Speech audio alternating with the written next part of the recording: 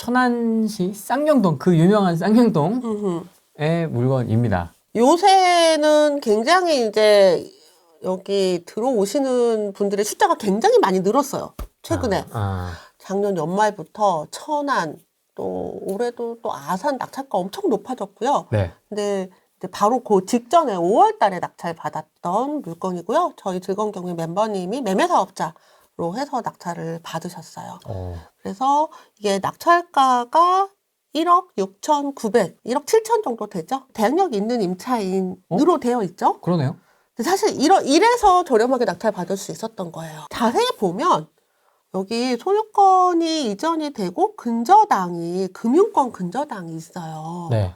금융권 근저당이 있다는 건 임차인이 전세로 들어가 있지 않다는 거고. 아, 그러네요. 네, 전입은 살아있지만 이 사람이 임차인이 아닐 수 있다는 거죠.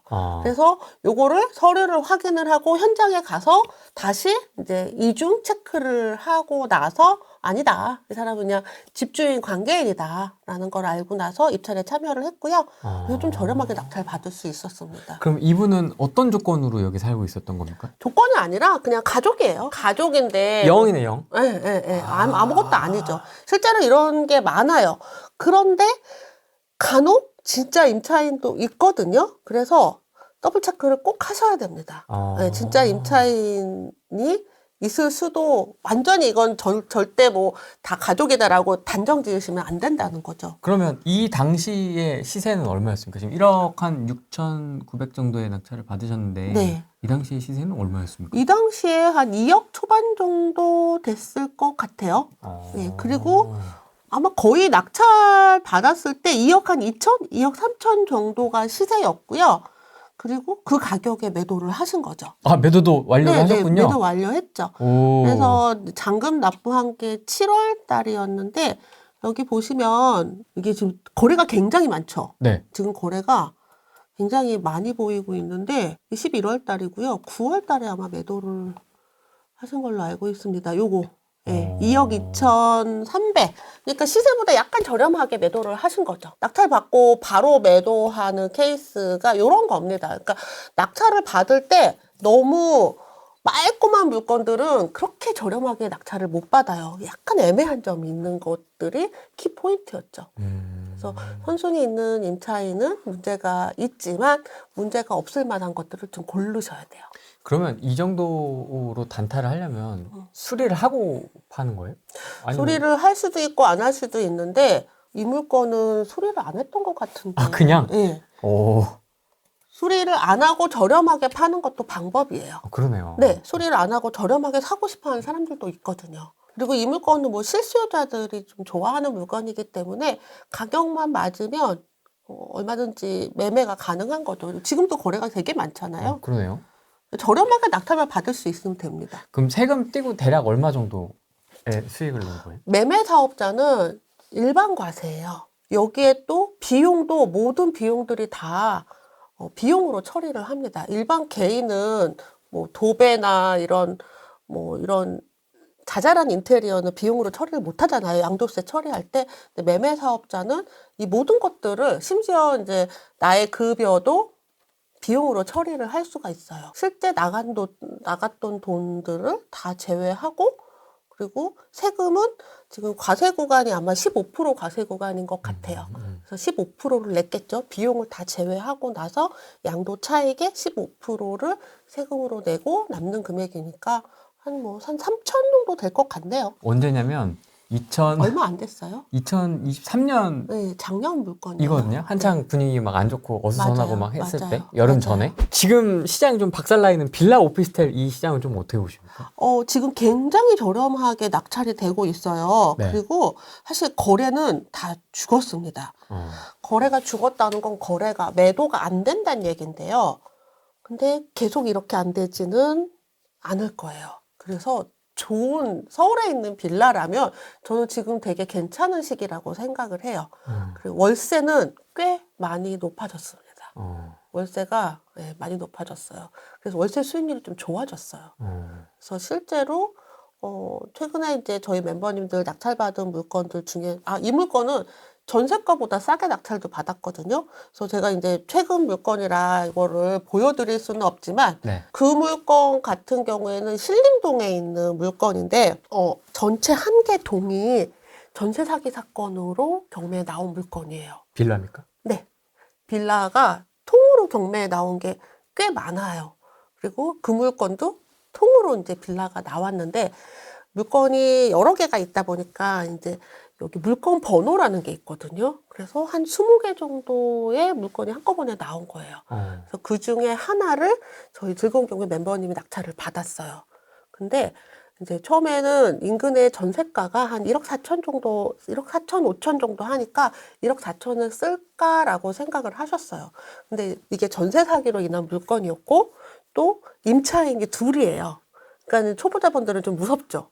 누가 진짜인지도 모르겠고 임차인이 좀 2명이 등재가 되어 있고 또 물건도 많고 분위기도 흉흉하고 전세 사기인 한 걸 낙찰받으면 어떡해? 다들 막 분위기 안 좋고 하니까 더 낮춰서 입찰을 하셔라. 경쟁이 별로 없을 것 같았거든요. 그래서 1억 2천에 낙찰을 받았어요. 근데 실제 여기에 이제 임차인 둘인데 하나는 진짜 임차인이고 하나는 억울하게 계시는 분이에요. 원래는 아래층에 있었는데 다 같은 주인이다 보니까 아래층에 집에 하자가 생겨서 그럼 위층 올라가 사세요 라고 해서 위층에 올라가 살았던 거예요. 같이 살아요, 그럼? 아니죠. 이 임차인은 돈 못 받아서 이제 임차권 등기해놓고 네, 임차권 등기하고 나간 거예요. 나간 거고? 네, 임차권, 깜짝이야. 네, 임차권 등기해서 나가 했는데 비어 있으니까 아래층에 하자가 생겨서 여기 같이 사는 건 아니고 그래서 이분이 여기 살았던 거예요. 그러면은 불법 점유가 되잖아요. 그래서 이분은 이제 배당을 하나도 못 받는 분이었고 그래서 명도가 난이도가 좀 있는 거였죠. 그래서 실제 이제 낙찰을 되게 저렴하게 잘 받으셨고 여기가 지금 전세가 1억 4천의 전세가 나갔어요. 지금 전세 안 나가잖아요. 근데도 물건이 꽤 괜찮았어요. 그리고 전체 한 개의 동이 다 주인을 찾았죠. 다 이제 나가실 분 나가고 돈 받으실 분 받고 하다 보니까 엘리베이터도 새로 가동하고 청소도 하고 관리인도 세팅을 해서 빌라가 말끔해진 거죠.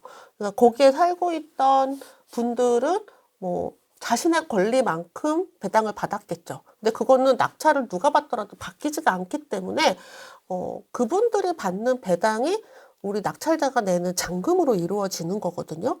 그러니까 그분들한테 뭐 미안하거나 그러실 필요는 없어요. 그분들은 그 돈을 받아야 되는 사람들이잖아요. 못 받을 사람들은 누구라도 다 못 받을 상황에 지금 있는 거니까. 권리 분석상. 그렇죠, 그렇죠. 뭐 그분들이 실수였을 수도 있고 아니면 속아서였을 그쵸. 수도 있고 뭐 상황이 뭐 이상하게 돌아가서였을 수도 있는데 그거는 이제 낙찰자가 구제할 영역은 아니고요. 윗분들이 해야 될 영역이죠. 그래서 그렇죠. 한동안 이런 일들이 많다 보니까 이렇게 속아서 살았던 이분한테도 배당을 줄 건가 말 건가를 엄청 윗분들이 고민을 하셨더라고요. 근데 결국은 배당을 못 받은 걸로 알고 있어요. 원래 원칙대로? 네. 이게 형평성이 좀 어렵죠. 네. 그쵸. 그래서 임차인 분들은 내가 어떤 권리를 잃을 수도 있다는 거를 꼭 아셨으면 좋겠어요. 그게 올라가라고 올라가면 안 되는 건데요. 그건 또 두 가지가 같이 있는 거죠. 이게 집주인이 잘못했고 판단 미스도 있었겠죠. 그래서 그냥 1층에 물이 새도게 1층에 있었으면 돈을 좀 받을 수도 있지 않았을까. 그럼 그분은 자기 집에 대한 권리도 못 받은 거예요? 계약은 아마 거기서 한 것 같은데요. 그거는 이제 뒤에 들은 얘기라, 근데 전입이 이제 이 집에 있는 거예요. 그래서 임차권 등기가 있는 집에 두 번째 임차인은 임차인으로 인정받지 못하거든요. 그쵸. 근데 이미 이제 명명백백하게 임차권 등기가 있는 집이었는데 들어갔기 때문에 구제받기가 참 어렵죠. 저는 몸만 그냥 슬쩍 가 있는 줄 알았어요. 네. 서류는 다 밑에 돼 있고. 근데 전세 전입 자체가 너무 안타까운 일이죠.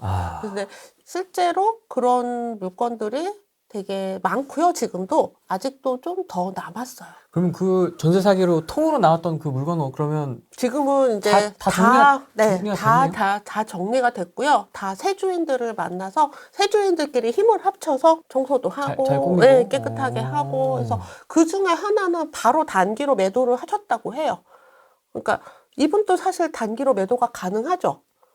전세가보다 싸게 낙찰을 받았으니까 뭐 전세가 정도로 매도를 하면 양도차익 2천 나오잖아요. 근데 그거를 바로 팔 것인가 아니면 2년 후에 그냥 매도를 할 것인가 중에서 선택을 한 거죠. 왜냐하면 그렇게 전업처럼 매매 사업자를 하기는 좀 쉽지 않다라고 판단을 해서 2년 후에 매도를 하면 일반 과세거든요. 그럼 또 아직은 집이 하나라서 만약에 그때까지 집이 없으면은 비과세인데 다주택자가 되시려고 합니다. 그러면은 이제 15% 과세를 하면 되는 거죠. 네, 그리고 어쨌든 투자금도 2천이 더 생겼잖아요. 네. 이렇게 할 수 있습니다. 전세로 세팅을 해도 투자금이 더 생기고요. 저는 서울의 빌라 지금 꽤 괜찮은 타임이라고 생각해요. 낙찰가율이 매우 낮거든요. 그러면 그 서울 빌라를 기준으로 했을 때 이걸 뭐 상황마다 다르겠지만 네. 전세로 세팅하는 걸 좀 권유하세요? 어떻게 보세요? 그거는 상황마다 다르죠. 근데 전세로 세팅하는 게 지금 쉽지 않거든요. 그러니까 빌라 네, 그 집은 이제 세빌라여서 공시가가 좀 높았지만, 근데 보통 지금 공시가가 예전보다 많이 빠져 있는 상태라, 보증보험 한계가 126%밖에 안 되잖아요. 그래서 전세 세팅을 하고 싶어도 좀 못하는 상황이에요. 그러면 월세면 대출이 괜찮나요? 나오나요? 그럼요. 왜냐면 뭐 요새 이 스트레스 네. 스트레스는 기존에 이제 대출이 있었던 분들한테 문제가 되는 거고요. 새로 시작하시는 분들은 상관이 없겠죠. 아니 왜냐면 이제 네. 새로 시작하더라도 이렇게 좀 이게 물건이 쌓이면 이게 물건 2개까지는 괜찮은데요. 네, 3개부터 쉽지 않습니다. 2개까지는 MCI도 있잖아요. 그렇죠, 스트레스가 문제가 아니라 MCI 때문에 대출 한도가 안 나와요. 2개만. 네, 2개까지 괜찮아요. 근데 그 이후부터는 고민이 많죠. 네, 취득세 중과도 있고요, 아직도. 그래서 3개째부터는 조금 쉽지 않은 상황입니다. 뭐 명의를 남편과 달리 한다거나 그럼 4개까지 된다. 네, 차주가 다르면 되니까 거기다가 MCG까지 하면 5개까지는 가능해요, 사실은. 근데 그 과정이 좀 쉽지 않죠. 그래서 이제 보통 분들한테 말씀을 드리는 거는 1년에 한 2개 정도 해도 괜찮지 않나. 너무 막 전업으로 하시기보다는